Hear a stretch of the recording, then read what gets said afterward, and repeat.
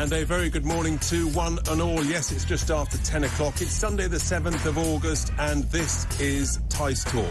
It's also, I'm feeling quite chuffed, it's my first anniversary of presenting here at Talk TV. I'm still here. Long may that hopefully continue. And goodness me, what a year it's been. It feels like it's been a year of constant crisis. When I started, the Afghanistan evacuation crisis was just erupting. We've had the crisis in Ukraine. We've had the energy crisis, the cost of living crisis. And of course, ongoing is the Channel migrant crisis. And that's going to be a big theme of my show today because, yes, I broke the story with the official government document that's on the front page of today's Mail on Sunday. That actually, it turns out that the largest group of migrants coming across the Channel, they're not from war-torn countries, they're not fleeing terror or persecution, no. They're coming from, 4 in 10 are coming from Albania. So we'll be talking about that exclusive story in the first hour with experts and asking the question, why are they coming from a peaceful country that's a member of NATO and is close to joining the European Union? What's really going on when you could come here lawfully with a visa and work here? So we'll be looking at that. We'll be looking at the growth of the Albanian drugs trade here in the UK. That's what really concerns me. And we've got to be brave enough to talk about it. In the second hour, we've got to be looking at this NHS cyber hack. What's really going on there? Is that a sort of a highlight of what's to come?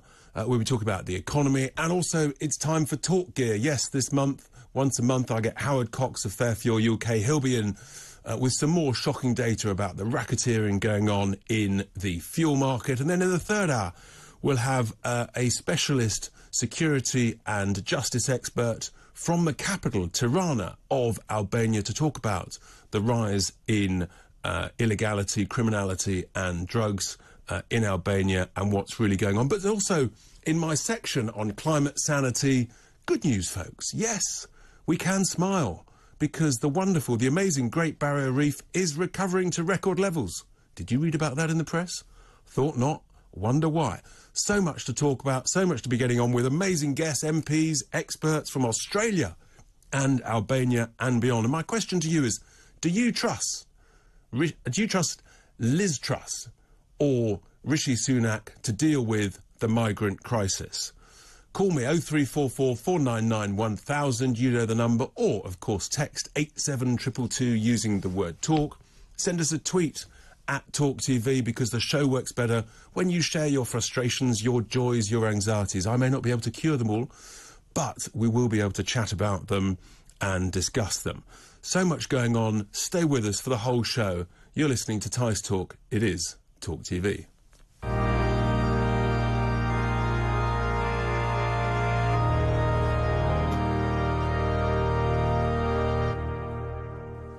Well, yes, the organ music confirms it is that time. It's time for my Sunday sermon this morning. And I obviously want to talk about the story that I broke with the Mail on Sunday based on the official government document that I've seen that for the first time actually exposes the truth about what's going on with the Channel migrant crisis in significant detail. Now, the thing is, I think many of us, we've had that gut instinct. You know what it's like? You've got a strong gut instinct, but you can't quite prove it. And you know something's not right. Well, this is it, folks. I found the proof. I found the evidence. And our gut instinct was right. We have been misled. We have been, I believe, we've been lied to. We haven't been told the truth. And the British people, we don't appreciate that. We don't appreciate being kept in the dark by the government and treated as fools by human rights lawyers who say that all of the migrants are fleeing war and persecution and terror. And I have to ask, so why hasn't the government given us the breakdown of country of origin of the illegal migrants when it turns out they have this data within days of their arrivals? This document I saw is just for a 6-week period this summer, and it breaks it down in huge details. Why have the human rights lawyers pretended all this time that they're all genuine asylum seekers, when now we know 4 in 10 are coming from peaceful Albania. There hasn't been a war there for 25 years, folks. The truth is really, really shocking. It's not at year. Not only is it not at war, but actually, the Albanian economy is growing much faster than ours. Their inflation and debt figures are better than ours, albeit, of course, from poorer levels. The World Bank is complimentary about the progress Albania is making, and per head, per capita, Albania's GDP is twice that of Ukraine. People go on holiday to Albania. And if you're an Albanian, you can apply quite simply for a visa to come here to the UK for 180 days.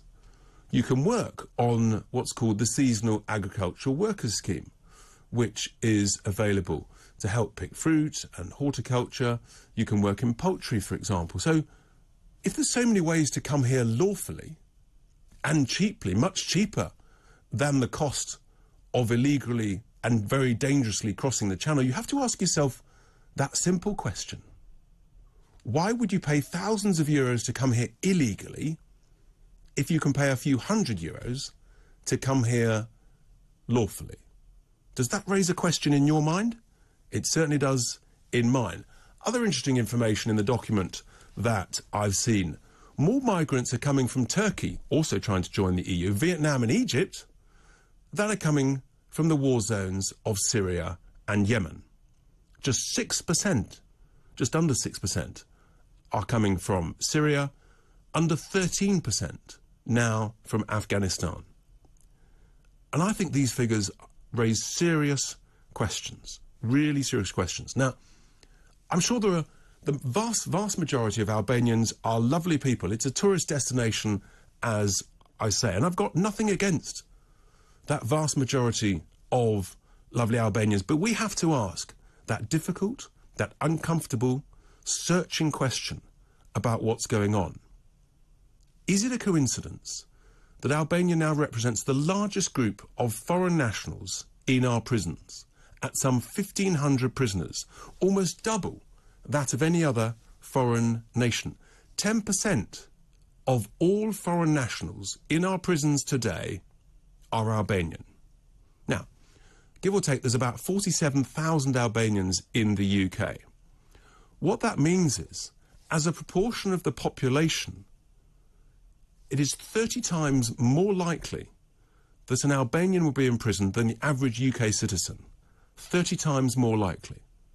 I repeat that the vast majority of Albanians will be delightful, law-abiding people. But there is a major issue here, and we have to be honest and talk about it.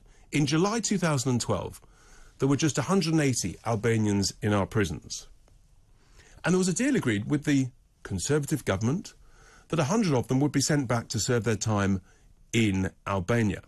Last year, with great aplomb, there was another deal agreed in July last year between the Home Office and Albania that the majority of the 1,500 prisoners in our prisons would be sent back to serve their term in Albania.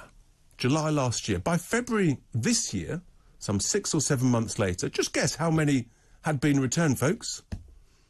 1,200? 1,000? 500? 100? Surely not below 100. Surely not. 24.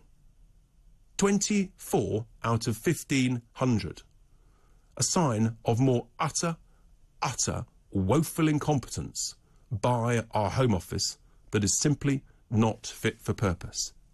Is it a coincidence that Albanian gangs are the most notorious who've taken almost complete control of the cannabis and cocaine market in the UK? And that's according to our own National Crime Agency. Is it possible that actually many of these Albanians coming across the channel are in fact foot soldiers for these criminal gangs to replace those locked up? Or are they to be trapped in modern-day slavery in some of the hundreds of Albanian-run car washes, Albanian-owned car washes, owned by the criminal gangs, as a way to launder money? I'll be exploring that with my guest this show, because we need answers. We need them now. That is the reality. I repeat, I've nothing against the majority of delightful Albanians, but we have to ask these difficult, searching, uncomfortable questions, and we want answers, because it's costing us billions of pounds, and I've proven the evidence the factual evidence, up-to-date knowledge that we are being misled, we're not being told the truth, and it is unacceptable. The government knows within days where these illegal migrants come from. The military know exactly when they're setting off and from exactly which departure point. So why are the French not dealing with that? The military even know exactly which manufacturers in China are manufacturing the boats. The document that I've seen shows that actually cooperation from the French is disappointing. We've given them tens and tens and tens of millions of pounds, and the response is disappointing. Well, I've got a simple 3-point plan for the winner of this leadership contest. First, the origin of the migrants should now be published monthly because they've got the data. Why hide it? Unless it's too embarrassing. Publish the data monthly so that we know the truth and that we're not being misled. Secondly, the UK military should be giving the locations of these launch points immediately to the French police, and these should also be published on the basis that they've got the information, and guess what? Information is power. And thirdly, in my view, and I'll be talking about this after the break with Stephen Wolfe, the border force must stop accepting migrants from the French Navy at the halfway point, but instead I think we need a new policy. Pick up and take back for all the migrants, returning them to France under existing, perfectly reasonable, existing laws from 1974, what's called the Safety of Life at Sea laws. This would stop this vile, dangerous, racketeering trade of human suffering, of human trafficking, of human smuggling. It would restore the confidence of the British people that we've taken back control of our borders. And it should happen now, not on the 5th of September or later. That's my question. Do you trust either Liz Truss or Rishi Sunak to sort this out? That's my question. We deserve the truth. And here endeth the Sunday sermon.